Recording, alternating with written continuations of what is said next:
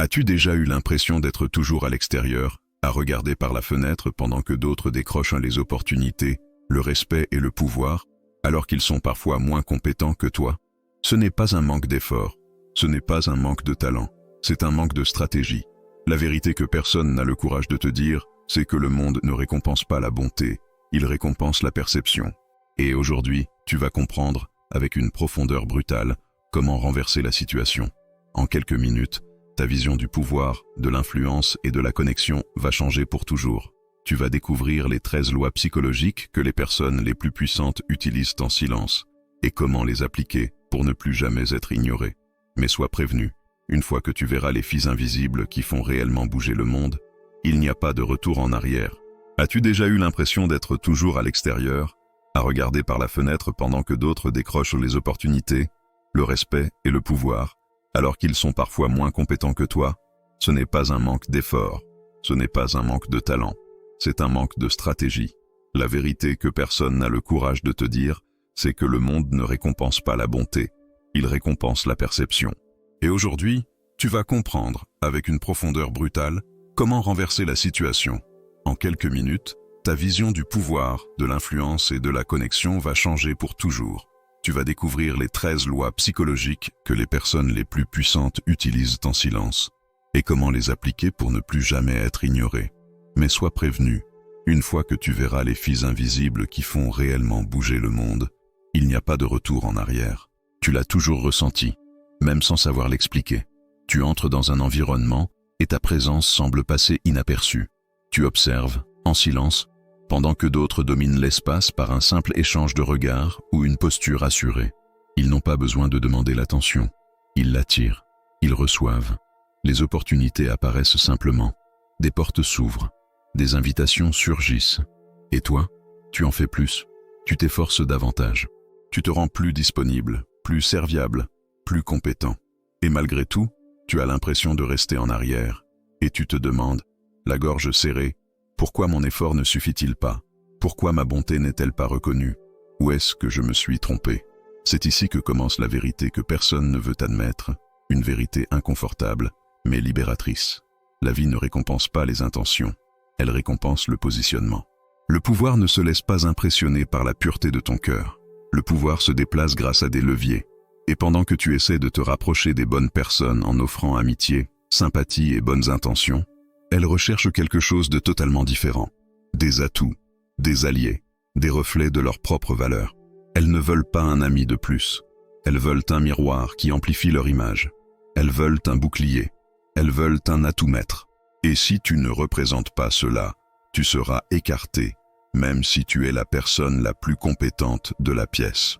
C'est pourquoi, avant de continuer, tu dois prendre une décision.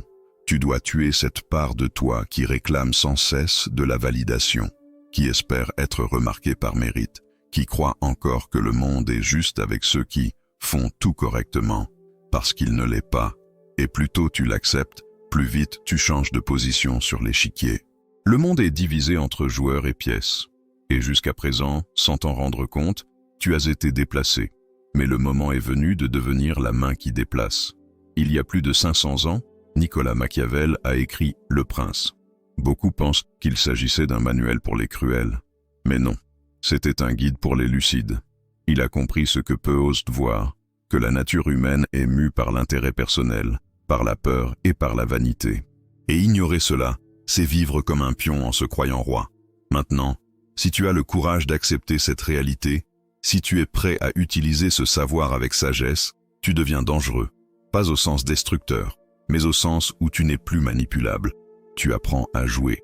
Dans les prochaines minutes, tu verras le monde avec de nouveaux yeux. Nous allons démonter les mensonges qu'on t'a racontés sur l'influence, le networking et la reconnaissance. Nous allons plonger dans les 13 lois de la connexion inspirées de Machiavel, non pas comme des conseils, mais comme des armes psychologiques. Tu comprendras comment les personnes réellement puissantes pensent, se déplacent, manipulent, construisent des alliances et craignent de la dépendance autour d'elles. Et plus important encore, tu apprendras à faire la même chose, sans te perdre en chemin, sans devenir un flatteur, sans renoncer à ton essence.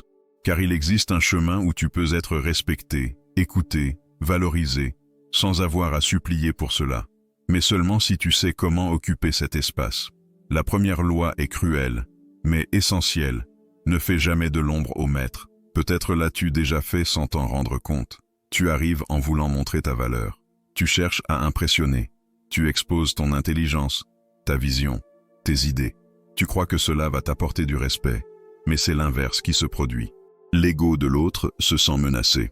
Et là où il y a menace, il n'y a pas de place pour le rapprochement.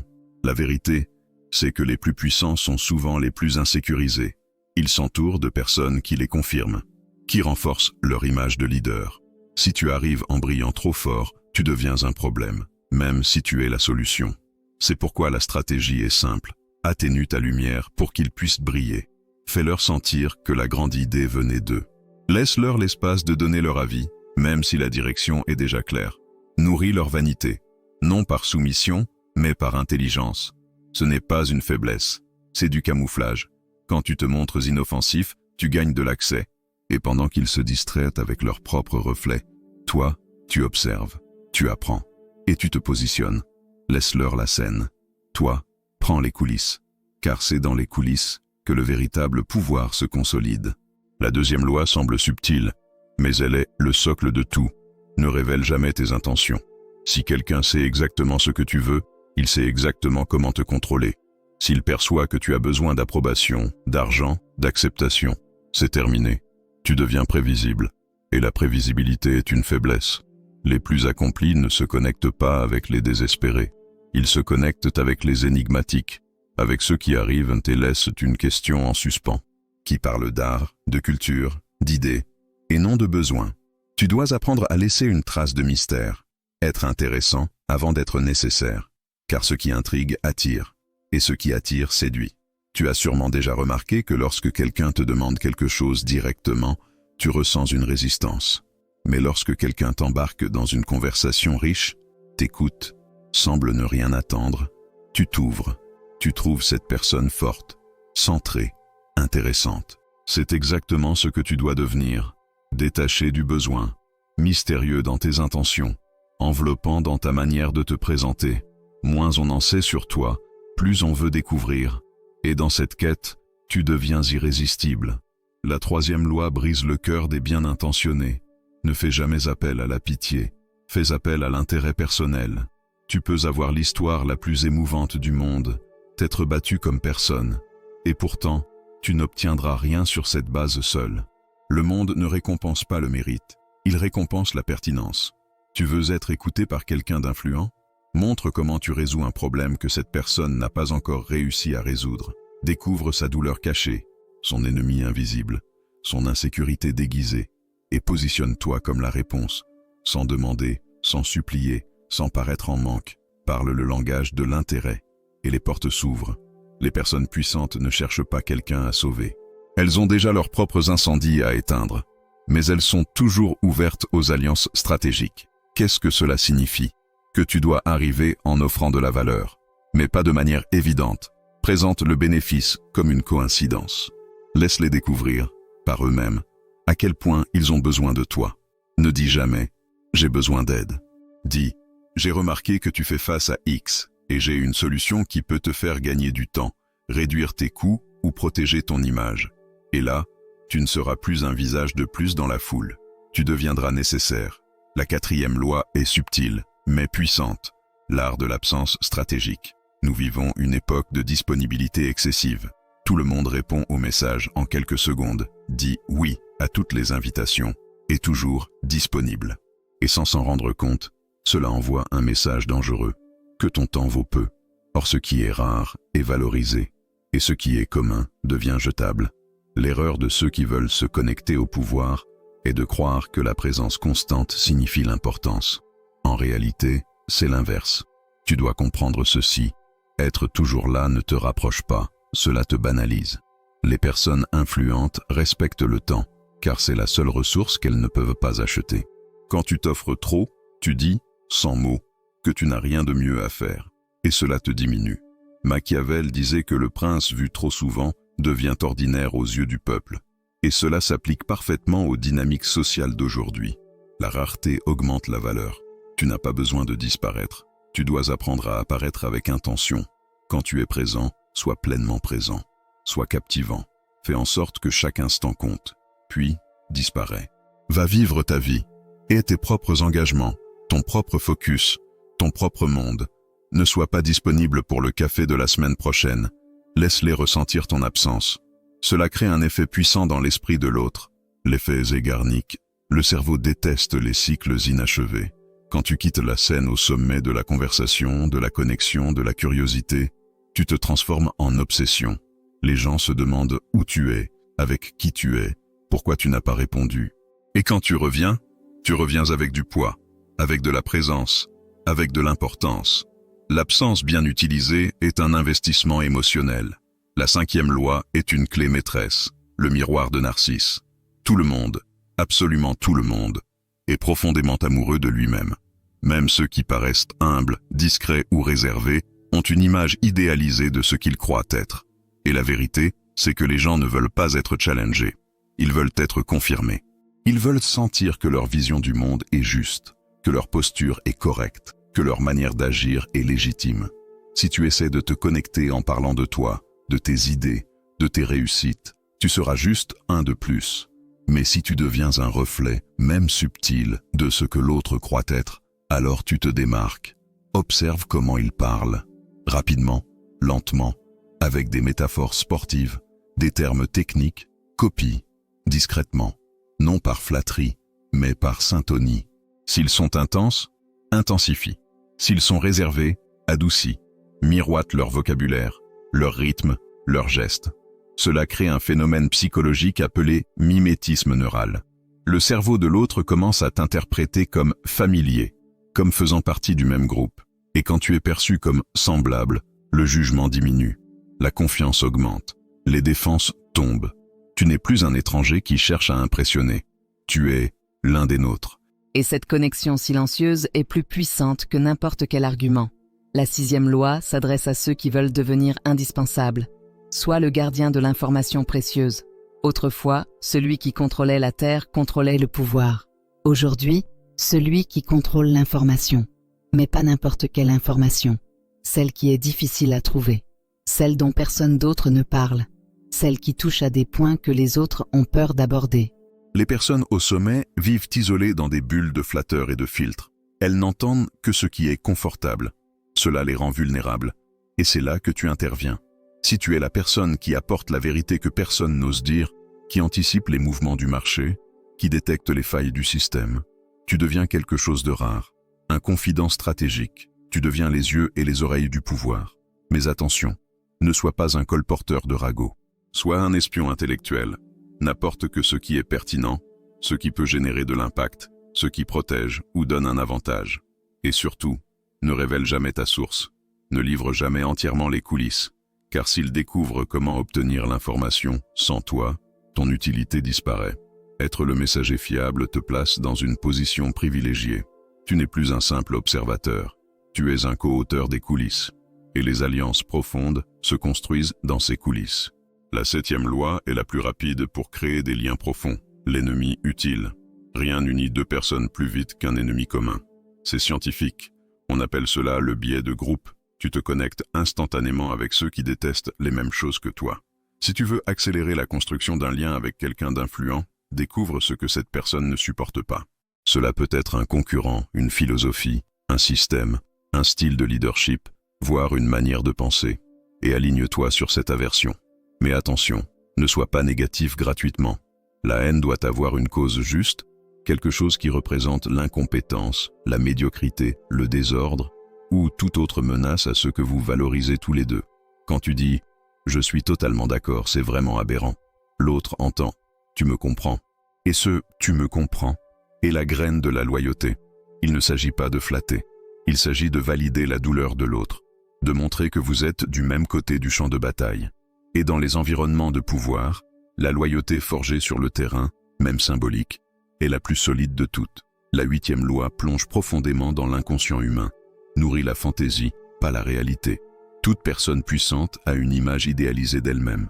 Le dirigeant rigide se voit comme un mentor généreux. L'artiste chaotique se perçoit comme un génie discipliné. Le politicien insécure se croit sauveur. Et si tu es le seul à soutenir cette fantaisie, Même si elle est exagérée ou éloignée de la réalité, tu gagnes une place de protection émotionnelle que personne d'autre n'occupe. Tu veux te rapprocher de quelqu'un? Découvre l'histoire que cette personne se raconte à elle-même et aide-la à la maintenir. Si elle se voit comme un maître, deviens le disciple. Si elle se voit comme innovante, deviens l'admirateur du nouveau. Si elle se voit comme rebelle, deviens le complice. Ne confronte pas la réalité. La réalité fait mal, et ceux qui ont le pouvoir ont construit des murs précisément pour ne pas y faire face. Sois celui qui ne blesse pas le délire. Ainsi, tu deviens partie intégrante du récit personnel de cette personne. Et celui qui fait partie du récit reste. La 9e loi transforme ta présence en addiction, l'alchimie émotionnelle. Les personnes puissantes vivent sous une pression constante. Décision, attente, crise. La majorité des gens autour d'elles ne font qu'aggraver cet état. Ils apportent des problèmes, des urgences, du poids. Si tu veux être mémorisé, désiré, invité, tu dois être l'opposé. Tu dois être le port sûr, le point d'équilibre, l'air pur au milieu de la fumée. Quand ils sont agités, ralentis. Quand ils sont perdus, simplifie. Quand ils sont surchargés, prononce les 3 mots les plus hypnotiques de cet univers de tension. C'est réglé. Ces mots ont le pouvoir de faire baisser le cortisol, d'apaiser le système nerveux et de créer une dépendance émotionnelle. Non parce que tu manipules, mais parce que tu apaises. Tu deviens synonyme de soulagement. Et l'être humain est dépendant de ceux qui le font se sentir en paix. À ce moment-là, tu n'es plus seulement utile, tu es nécessaire. La 10e loi concerne la survie et la domination silencieuse. Prends la forme de l'eau. Machiavel exaltait l'intelligence du renard, capable d'échapper au piège par la ruse. Bruce Lee disait « Sois comme l'eau ». La rigidité est une invitation à l'effondrement. Ce qui est inflexible se brise, ce qui est fluide se façonne, s'adapte, survit. Dans le jeu du pouvoir, être toi-même à tout prix peut être ta plus grande erreur. Non parce que l'authenticité est mauvaise, mais parce qu'une identité figée limite ton influence. Si tu t'obstines à maintenir un seul type de comportement, un seul ton, un seul style, tu te fermes à des réalités qui ne dialoguent pas avec la tienne. Et voici une vérité dure. Il n'y a pas de place pour la rigidité dans des environnements où les décisions changent le destin d'entreprise, de projets et d'héritage. Si tu veux te connecter au pouvoir, tu dois apprendre à danser au rythme de la musique sans perdre le tempo de ton intégrité. Avec les personnes plus formelles, sois formel. Avec les décontractés, détends-toi. Si tu es dans une réunion tendue, garde un ton neutre. Si l'ambiance est à l'enthousiasme, deviens l'écho de l'excitation. Ce n'est pas de la fausseté, c'est de l'intelligence sociale. C'est du camouflage stratégique. Plus tu te moulages à l'environnement, plus il est facile d'être accepté, écouté, inclus. Et quand tu es inclus, tu peux influencer. Le meilleur espion est celui qui ne se fait pas remarquer. Et lorsque le moment viendra de te démarquer, tu le feras avec force, car tu seras déjà au centre. La 11e loi est le sommet de l'influence silencieuse. Crée la dépendance. Tu dois faire en sorte que les personnes puissantes perçoivent qu'un élément essentiel de leur vie ou de leur travail ne fonctionne que parce que tu es là. Et il ne s'agit pas de flatter ou d'exécuter des tâches basiques. Il s'agit de maîtriser avec excellence une fonction, une relation, une information, un pont que toi seul sais traverser. Deviens le maillon irremplaçable. Découvre leur angle mort. Cela peut être quelque chose qu'ils détestent faire, quelque chose qu'ils n'ont pas le temps d'apprendre, ou même une relation stratégique que tu maintiens active pour eux. Domine ce domaine avec excellence. Mais garde les coulisses pour toi. N'enseigne pas tout. Ne transfère pas le savoir sans stratégie. Car s'il est facile de te remplacer, tôt ou tard, tu le seras. L'objectif est d'être si profondément imbriqué dans leur structure que ton absence crée un vide insupportable. Tu n'es plus un simple collaborateur. Tu es un engrenage critique du moteur. Et personne ne retire ce qui fait fonctionner la machine. Et quand cette perception s'installe, quelque chose change. Tu ne demandes plus d'augmentation. Tu négocies d'égal à égal. Tu ne cherches plus l'approbation. Tu présentes des propositions. Car celui qui est nécessaire fixe les conditions. Une dépendance bien construite est le socle du pouvoir. La 12e loi transforme l'influence en commandement invisible. Contrôle les options. Beaucoup pensent que le plus puissant est celui qui ordonne. Mais en pratique, celui qui dirige réellement est celui qui définit les chemins possibles. Si tu veux contrôler une situation sans paraître autoritaire, apprends à structurer les décisions avant qu'elles n'aient lieu. N'arrive jamais en demandant « Qu'est-ce que tu veux faire ?» Cela rend le pouvoir à l'autre. À la place, présente des possibilités soigneusement choisies. Nous avons 3 options. L'une est plus lente, mais sûre. La seconde est risquée, mais avec un fort retour.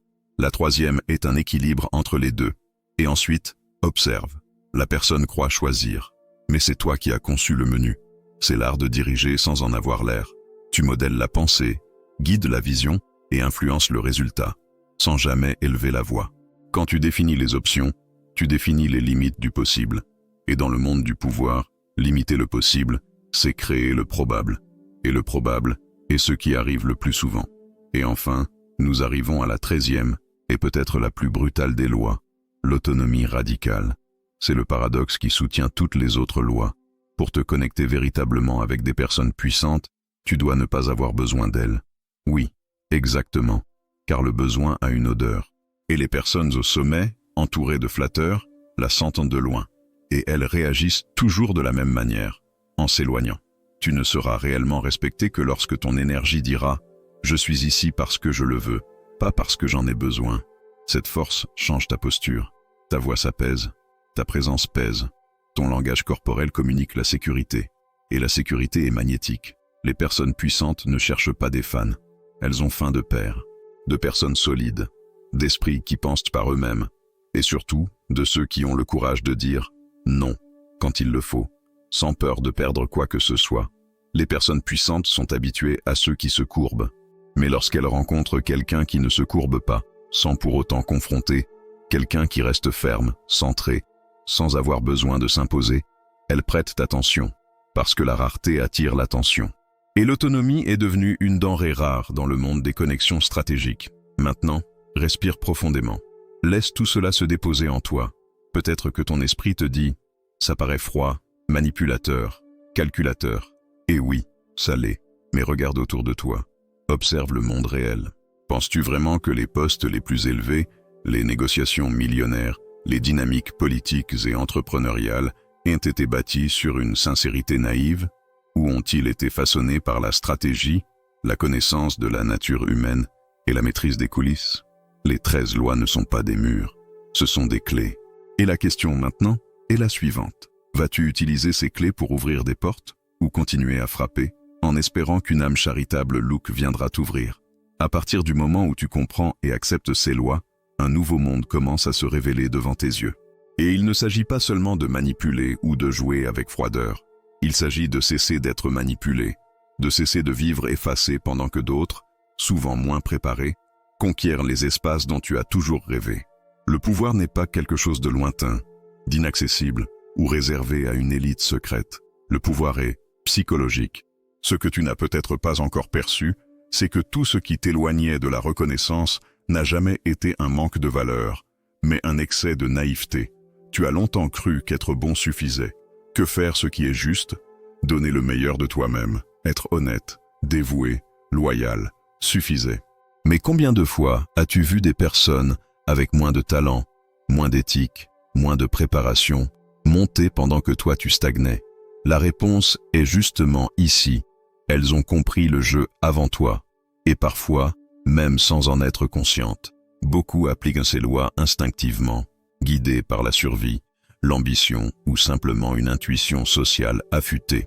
C'est comme si, jusqu'à aujourd'hui, tu essayais de traverser une porte verrouillée avec délicatesse, en espérant que quelqu'un te voie et l'ouvre. Maintenant, tu as la clé, et elle est fermement dans ta main. Et si, jusqu'ici, tu ressens cette transformation intérieure, ce déclic, cet éveil silencieux que tu n'arrives peut-être même pas à expliquer avec des mots, alors le voyage ne fait que commencer, car les 13 lois de la connexion ne sont pas une fin. Elles sont le début d'une nouvelle ère dans ta vie, une ère où tu cesses de survivre et commences à commander. Et je te demande, es-tu prêt à devenir quelqu'un qui ne se courbe pas, qui ne supplie pas, qui n'a rien à prouver, parce qu'il est tout simplement? Es-tu prêt à utiliser chaque mot, chaque silence, chaque geste comme un mouvement conscient d'autorité et d'influence? Es-tu prêt à marcher dans les couloirs où circule le véritable pouvoir?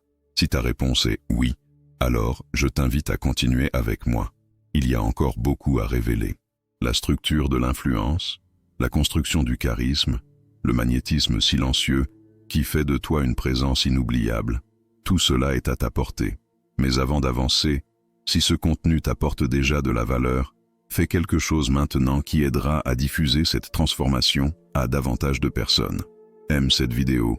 Cela montre à l'algorithme que ce contenu est important. Abonne-toi à la chaîne pour ne pas manquer les prochains chapitres de ce voyage. Et dans les commentaires, écris une affirmation positive, une phrase qui déclare ton nouveau positionnement.